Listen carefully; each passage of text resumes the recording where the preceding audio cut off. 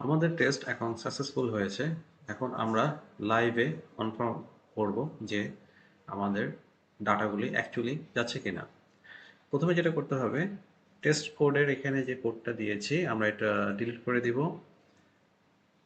তারপর আমরা এখানে গিয়ে টপ মোস্ট যেই ফাংশনটা আছে সেন্ড কমপ্লিটেড অর্ডারস টু মেটা, এটা সিলেক্ট করব। সিলেক্ট করে দেওয়ার পরে আমরা রান বাটনে ক্লিক করব। এক্সিকিউশন কমপ্লিটেড যখন দেখাবে তখন আমরা আমাদের ট্যাবে যাব। আমরা লক্ষ্য করব যে সেন্ড টু মেটাতে যেগুলি কমপ্লিটেড অবস্থায় আছে সেগুলি মেটাতে পাঠিয়ে দিয়েছে এই কাস্টমারের ডাটাগুলি।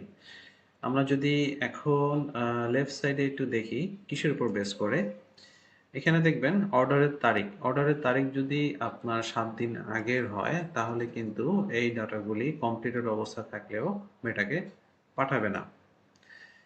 এরপরে আমরা পরের ভিডিওতে চলে যাব।